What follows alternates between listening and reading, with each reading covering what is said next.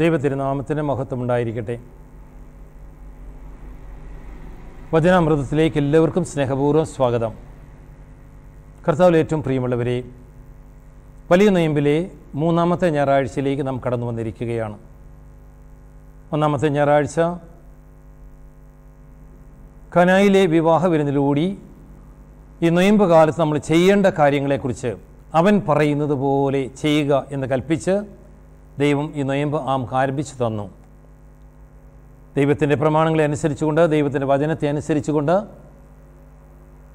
നോയമ്പിലും പ്രാർത്ഥനയിലും ഉപവാസത്തിലും നോയമ്പ് കാലം ഒരു നവീകരണത്തിൻ്റെ, ഒരു വിശുദ്ധീകരണത്തിൻ്റെ, ഒരു പുതിയ സൃഷ്ടിയാകുവാനുള്ളതിൻ്റെ ആവശ്യകത നമ്മളെ പഠിപ്പിച്ചു തന്നു.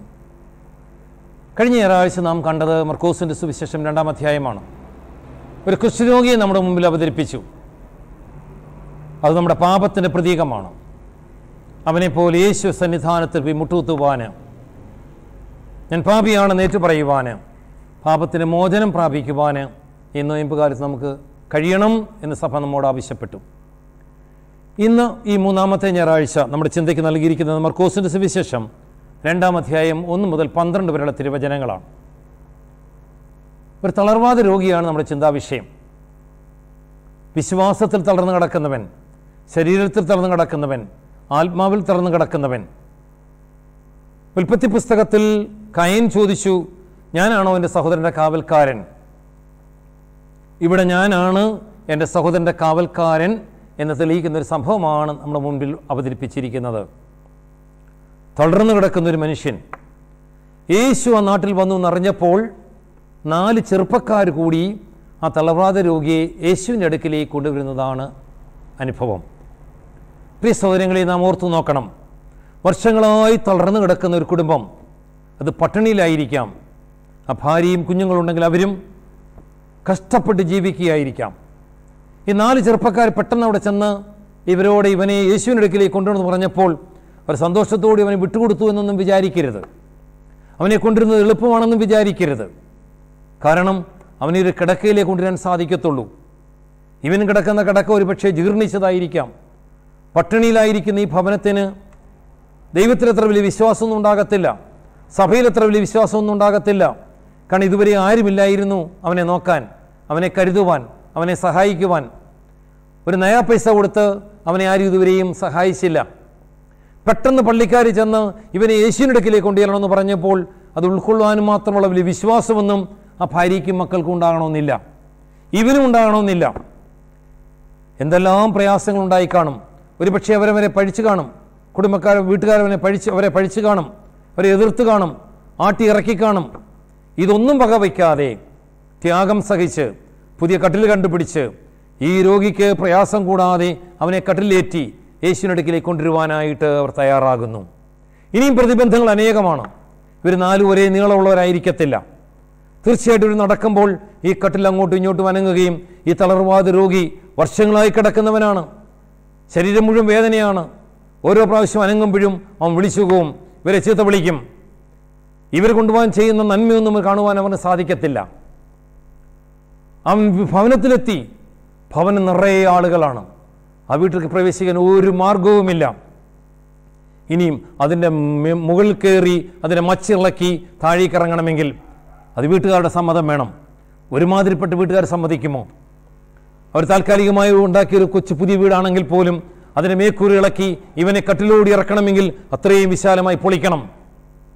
ഈ ചെറുപ്പക്കാർ എന്തെല്ലാം ത്യാഗം സഹിക്കുന്നു, എന്തെല്ലാം കഷ്ടങ്ങൾ സഹിക്കുന്നു. അങ്ങനെ എൻ്റെ മച്ചിളക്കി ആ വീട്ടുകാരുടെ സമ്മതത്തോടുകൂടി അവൻ യേശുവിൻ്റെ സന്നിധാനത്തിലേക്ക് കൊണ്ടുവരികയാണ്. അവിടെ യേശു പറയുന്നൊരു വാക്യമുണ്ട്. അവരുടെ വിശ്വാസം കണ്ട് യേശു ആ യുവാവിനോട് പറഞ്ഞു, തളർവാദ രോഗിയോട് പറഞ്ഞു, നിന്റെ കിടക്കയും എടുത്ത് നിന്റെ വീട്ടിലേക്ക് പോകുക, നിന്റെ പാപങ്ങളെല്ലാം ക്ഷമിച്ചിരിക്കുന്നു. പ്രിയ സഹോദരങ്ങളെ, ആ 4 ചെറുപ്പക്കാരുടെ വിശ്വാസം, യേശുവിൻ്റെ അടുക്കിലെത്തിയാൽ ഇവന് സുഖം കിട്ടും എന്നുള്ള വിശ്വാസം, നമ്മുടെ വിശ്വാസത്തിന് അനേകരെ രക്ഷിക്കാനായിട്ട് സാധിക്കും. നിങ്ങളുടെ സൽപ്രവൃത്തികൾ കണ്ട് സ്വർഗസ്ഥനായ പിതാവ് മഹത്വപ്പെടുവാൻ തക്കവണ്ണം നിങ്ങളുടെ വെളിച്ചം മനുഷ്യരുടെ മുമ്പിൽ പ്രകാശിക്കട്ടെ.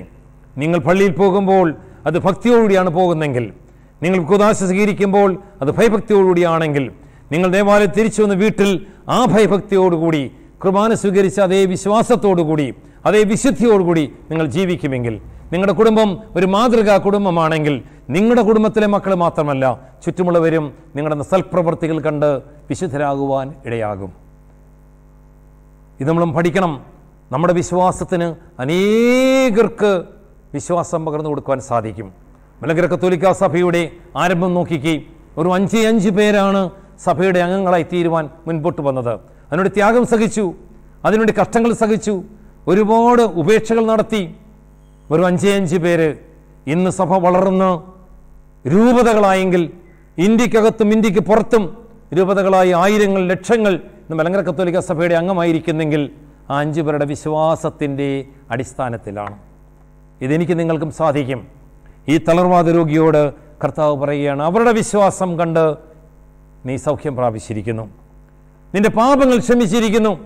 അവിടെ കണ്ടുകെട്ടിരുന്നവർക്കെല്ലാം അത്ഭുതമായി, അവർക്ക് അതിശയമായി, ഇവനെങ്ങനെ ഈ പാപങ്ങൾ മോചിക്കുന്നത്? യേശു തമ്പുരാൻ അവരോട് ചോദിക്കുക, നിങ്ങൾക്ക് എന്തിനാ അത്ഭുതപ്പെടുന്നത്? ഏതാണ് എളുപ്പം? ഇവനോട് കിടക്കുകയും എഴുതി വീട്ടിലേക്ക് പോകുക എന്ന് പറയുന്നതോ, നിന്റെ പാപങ്ങൾ ക്ഷമിച്ചിരിക്കുന്നത് പറയുന്നതോ? തീർച്ചയായിട്ടും പാപങ്ങൾ ക്ഷമിച്ചിരിക്കുന്നു പറഞ്ഞ ഇവരുടെ എളുപ്പമാണ്. കാരണം ഇത് കാണുവാനോ ഇത് മനസ്സിലാക്കുവാനോ പാപങ്ങൾ ക്ഷമിക്കപ്പെട്ടിരിക്കുന്നു എന്ന് തിരിച്ചറിയുവാനോ ആർക്കും സാധിക്കത്തില്ല. എന്നാൽ വർഷങ്ങളായി തളർന്നു കിടക്കുന്നവനോട് എഴുന്നേറ്റ് കിടക്കയും എഴുന്നേറ്റ് വീട്ടിലേക്ക് പോകുക എന്ന് പറയണമെങ്കിൽ, അവൻ കിടക്കയും എഴുന്നേറ്റ് വീട്ടിലേക്ക് പോകണമെങ്കിൽ അതൊരത്ഭുതമാകണം. പ്രിയ സഹോദരങ്ങളെ, യേശുവിനോട് പറഞ്ഞു, നിന്റെ പാപങ്ങൾ ക്ഷമിച്ചിരിക്കുന്നു, നിന്റെ കിടക്കയും എടുത്തിൻ്റെ വീട്ടിലേക്ക് പോകുക. നാം മനസ്സിലാക്കേണ്ട വലിയൊരു കാര്യം, ശരീരത്തിൻ്റെ അനേക രോഗങ്ങൾ ആത്മാവിൻ്റെ രോഗത്തിൻ്റെ കാരണമാണ്. നിന്റെ ആത്മാവിൽ വിശുദ്ധിയില്ലെങ്കിൽ, നിന്റെ ആത്മാവിൽ നൈർമല്യമില്ലെങ്കിൽ, നീ പാപത്തിനടിമയാണെങ്കിൽ അത് നിന്നെ അനേക രോഗത്തിന് നിന്നെ കാരണക്കാരനാക്കും. നിന്നെ വിഷാദമുള്ളവനാക്കി തീർക്കും, നിന്നെ മ്ലാനതയുള്ളവനാക്കി തീർക്കും, നിന്നെ ഭയമുള്ളവനാക്കി തീർക്കും. ഉൽപ്പത്തി പുസ്തകത്തിൽ ആദിമാതാപിതാക്കൾ പാപം ചെയ്തപ്പോൾ അവർ ഭയന്നു, അവർ ഒളിച്ചിരുന്നു, അവർ നഗ്നരാണെന്ന് അവർക്ക് തോന്നി. ഇതെല്ലാം നമ്മുടെ ജീവിതത്തിൽ സംഭവിക്കും. അതിന് ഒരേ ഒരു വഴി മാത്രമേ ഉള്ളൂ, തമ്പുരാൻ്റെ അടുക്കിലേക്ക് എത്തിക്കുക. അനേകരെന്ന് വിശ്വാസം നഷ്ടപ്പെട്ടവരായിട്ട് വീടുകളിലും കൂടുതലൊക്കെ താമസിക്കുന്നുണ്ട്. നമ്മുടെ വിശ്വാസം വഴി അവരെ കൂട്ടിക്കൊണ്ടുവരുവാൻ എനിക്ക് സാധിക്കണം. ജീവിതത്തിൽ ഒരാളെയെങ്കിലും യേശു സന്നിധാനത്തിലേക്ക് കൂട്ടിക്കൊണ്ടുവരുവാൻ, യേശുവിനെ രക്ഷകനെ പരിചയപ്പെടുത്തി കൊടുക്കുവാൻ, യേശുവിനെ രക്ഷകനിലൂടെ അനുഗ്രഹം പ്രാപിക്കുവാൻ എനിക്ക് നിങ്ങൾക്കും സാധിക്കണം. വളരെ കൃത്യമായി റോമാക്കാരുടെ ലേഖനത്തിൽ അപ്പോസ്തലനായ പൗലോസ് പറയുകയാണ്, യേശു രക്ഷകനെന്ന് ഹൃദയത്തിൽ വിശ്വസിക്കുകയും അധരം കൊണ്ട് ഏറ്റുപറയുകയും ചെയ്യുന്നവൻ രക്ഷ പ്രാപിക്കും. വിശ്വസിച്ചാൽ മാത്രം പോരാ, നിന്റെ വിശ്വാസം നീ പ്രഖ്യാപിക്കണം, നിന്റെ വിശ്വാസം നീ പ്രകടമാക്കണം. അതെ, നമ്മുടെ നല്ല പ്രവൃത്തിയിൽ കണ്ട് അനേകർക്ക് യേശുവിടെ സന്നിധാനത്തിലേക്ക് വരാൻ സാധിക്കണം. അനേക അവസരങ്ങൾ നമുക്ക് കിട്ടും. നമുക്കൊരുപാട് സുഹൃത്തുക്കളുണ്ട്, സ്കൂളിൽ പഠിക്കുന്ന കൂട്ടുകാരുണ്ട്, സ്കൂളിൽ പഠിപ്പിക്കുന്ന കൂട്ടുകാരുണ്ട്, ജോലി ചെയ്യുന്ന സ്ഥലത്തെ ആൾക്കാരുണ്ട്, നമ്മൾ ബസ്സിൽ കണ്ടുമുട്ടുന്നവരുണ്ട്, നമ്മുടെ അയൽവക്കത്ത് ജീവിക്കുന്നവരുണ്ട്. യേശുവിനെ അറിഞ്ഞിട്ടില്ലാത്ത അനേകർ ഓർത്തു നോക്കണം. ഇന്ത്യയുടെ ജനസംഖ്യയിൽ വെറും 2.76 മാത്രമാണ് ഇപ്പോൾ യേശുവിനെ അറിയുന്നവരുള്ളത്. ഏതാണ്ട് 97% ആൾക്കാരും യേശുവിനെ അറിയാത്തവരാണ്. എൻ്റെ പിഴ അടിക്കുവാൻ എനിക്ക് സാധിക്കണം. യേശു സന്നിധാനത്തിലേക്ക് അവരെ കൂട്ടിക്കൊണ്ടുവരാനുള്ള ഉത്തരവാദിത്വം എനിക്കും. നീ അറിഞ്ഞ യേശുവിനെ, നീ വിശ്വസിക്കുന്ന യേശുവിനെ, നീ സ്നേഹിക്കുന്ന യേശുവിനെ, കരുണാമയനായ യേശുവിനെ, എൻ്റെ എല്ലാ പാപങ്ങളും ക്ഷമിക്കാൻ കഴിയുള്ള യേശുവിനെ, എൻ്റെ എല്ലാ രോഗങ്ങൾക്കും ശമനം തരാൻ കഴിയുള്ള യേശുവിനെ മറ്റുള്ളവർക്ക് പരിചയപ്പെടുത്തി കൊടുക്കുവാൻ എനിക്കും നിങ്ങൾക്കും സാധിക്കണം.